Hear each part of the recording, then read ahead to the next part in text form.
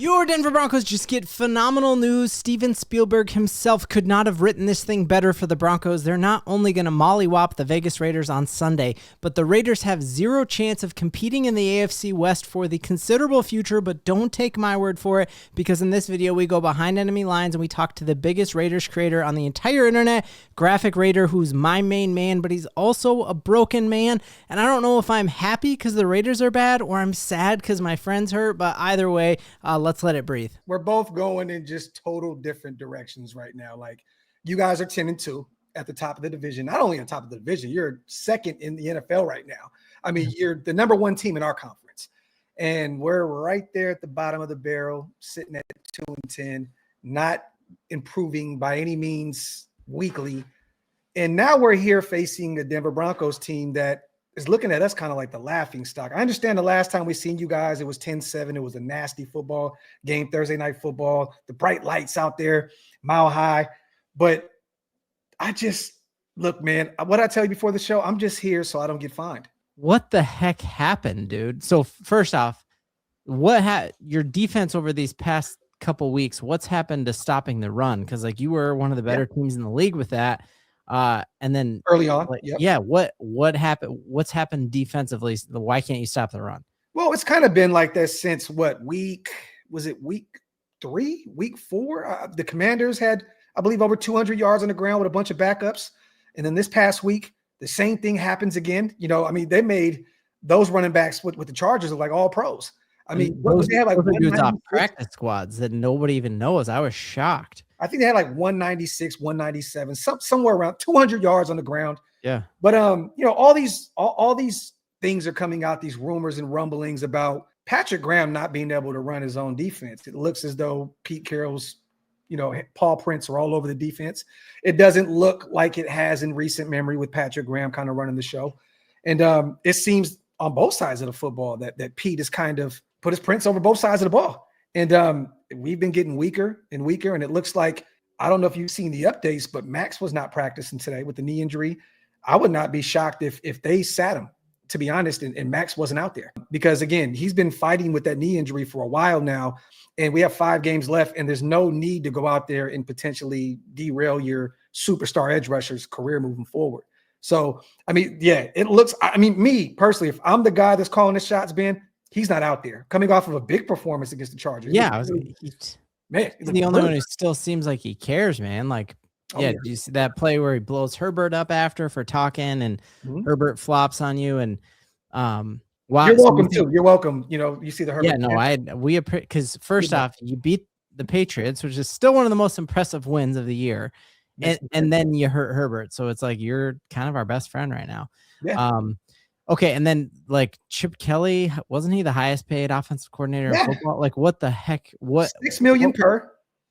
It looks as though, again, now him and Pete are kind of going through this back and forth through the media. It sounds like Pete's team and Chip's team are kind of firing away at each other right now because of, you know, Chip got fired. He was the scapegoat. And now there's more news coming out that Pete Carroll wanted to run the offense in his way.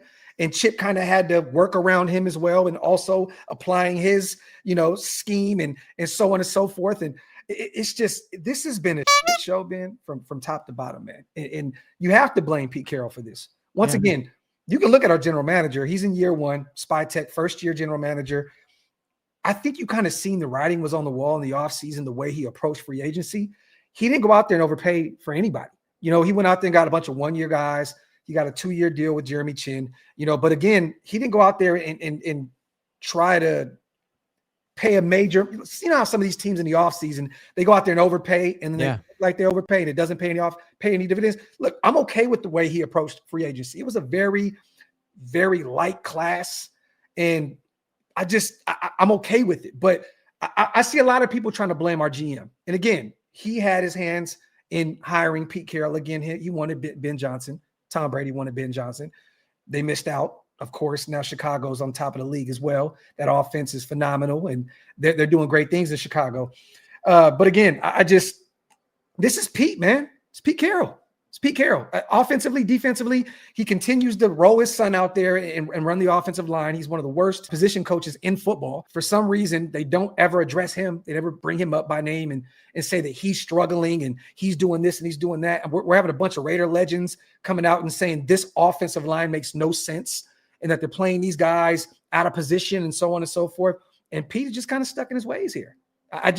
Look, man, I don't want to blame everything on Pete because it starts up top.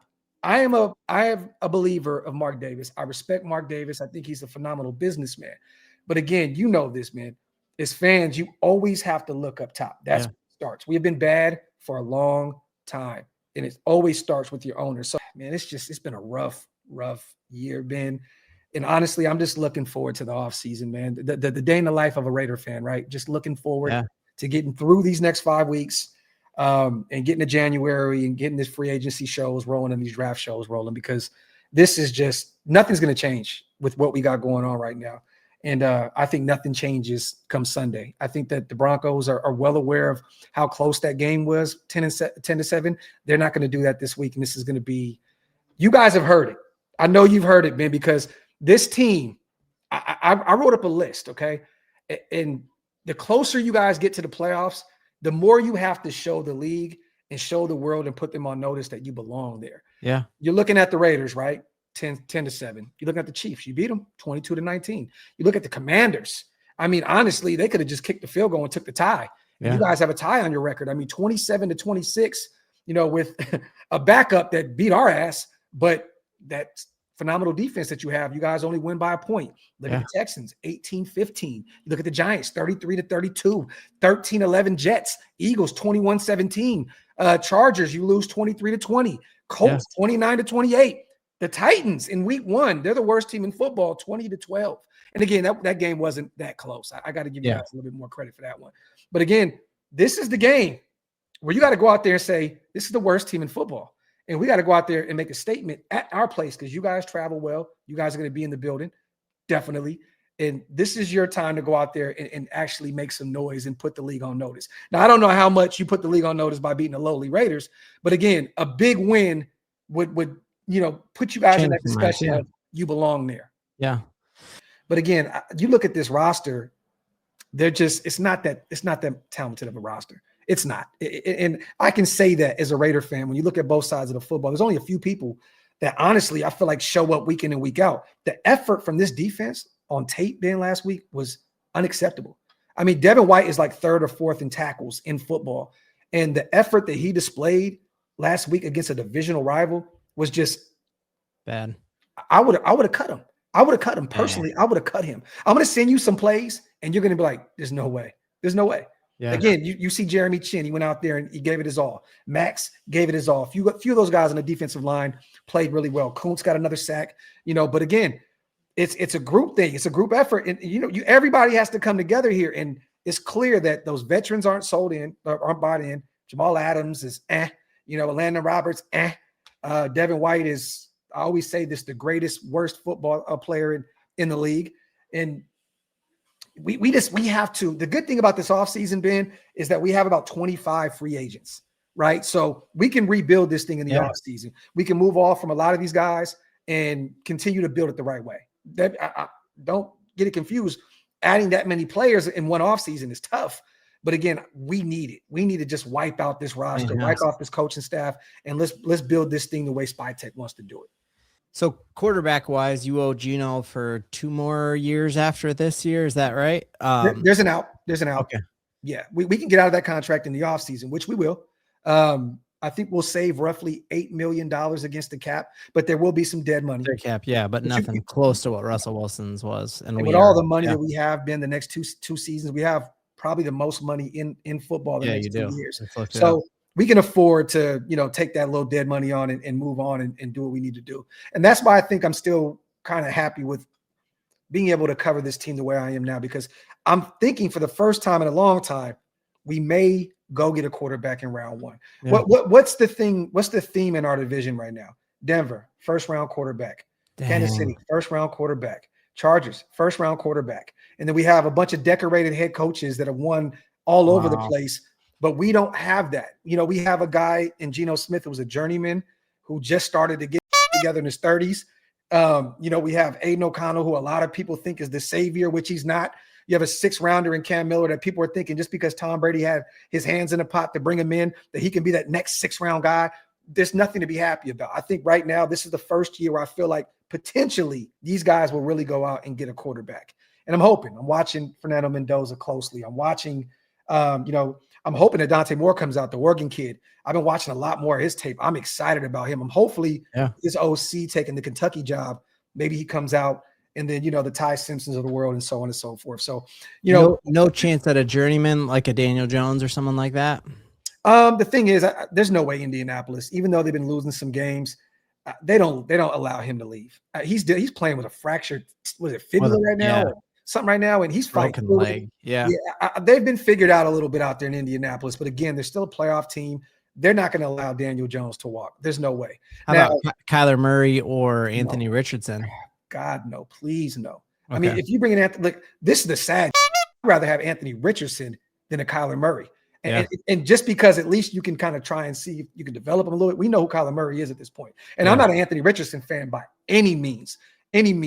But that'd be the old Raider way. Go out and move a 1st-round pick and bring in an overpaid Kyler Murray, take a bloated contract, and he's a smurf. I mean, I don't think that Tom Brady would allow this football team to go out there and trade for a guy that's not at least 6'2", 6'3". I like 6'7", but yeah, that's about my height. So, but sometimes you have to just read, like with last year, being with AP, you have to say, this isn't going to work. He's not a good coach. Yep. Now with Pete Carroll, I can't say he's not a good coach because of all the stuff that he's done, but I'm just going to say that I think the game is probably passed him up. And it doesn't look right. When you get outcoached by AP last year and you're Pete Carroll. Yeah, that's a bad again, we had 4 wins last year. No, we can still find a way to get there. Hopefully we don't. But I'm just saying, and I know what good football looks like and what bad football looks like. And this is terrible football. And this is all under Pete Carroll's watch. What do you think has to happen in this game on Sunday for the Raiders to win? A miracle. God needs to come down and walk on water. Bane would have to come through and blow up the football field. Only the Raiders survive. And it's like, well, the Raiders win because Denver forfeits. Yeah. I think that's the only way that we end up winning this football. There's no way. This team is defeated. Coaching wise, I think Graham knows that he's on borrowed time. I think that everybody in that building knows all these 1-year guys, they're not coming back. Everybody's just like, let's wrap this shit up, B. In the words, have you ever watched the Dave Chappelle skit? Wrap it up. Oh, yeah. Wrap it up, B. Wrap it up. I think everybody in that building is like, wrap this shit up, B. Oh, well, I hope Bo Nix just looks at Max and says, what did the 5 fingers say to the face? Slap. Who do you think's the best team in the AFC West? I'll say this. It's been an up and down year in our division. A few weeks ago, I said the Chiefs. Yeah. The beginning of the season, I said the Chargers. And right now, I'm going to say the Denver Broncos. I have. Man. Yeah. Again, because you guys are finding ways to win ball games. And at this point, you're running away with our division. So, I mean, right now, and I'm not saying that because you're my bro and you're here right here live in living color, got to go with the Denver Broncos. Because, again, they're finding ways to win ball games. So what do you think we need to improve if we want to not be a 1st round out again? Honestly, I think, again, you have to find a way to continue to run the football. I like what you guys did against the Commanders, even though that was way too close for comfort. Yeah. You ran the football 23 times. Now, again, you didn't have a ton of rushing yards. You only had 87 on the ground against a lowly Commanders defense. Yeah. But, again, in the playoffs, you have to be able to run the football. Yep. You have to be able to control the clock. You have to be able to do that. And, that's what's going to be the most important with Sean Payton. Can he get out of his – I've even watched Andy Reid recently start running the football more effectively because he's realizing, oh, shit, I can't have Mahomes out here playing hero ball to try and keep us in ball games. They started running the football, and they started winning a couple games back to back to back. You're thinking, oh, wow, the Chiefs are back. But they started to run the football. You started to see Hunt and those guys actually getting reps. I think that you have to find a way to stop having the young guy go out there throw 50. Yep. We've been calling that since game 1, dude. 45 times against the Commanders, bro. Well, there you have it. I'm feeling conflicted like the superhero at the end of a movie when he actually feels bad for the villain he's just conquered. Like, the Raiders are broken, but it's great for us. But feelings aside, your Denver Broncos truly are going to mollywop the Vegas Raiders, be back at the top of the AFC with an 11-2 record, and on to the Green Bay Packers, and that's something we all believe in. And the ball don't lie.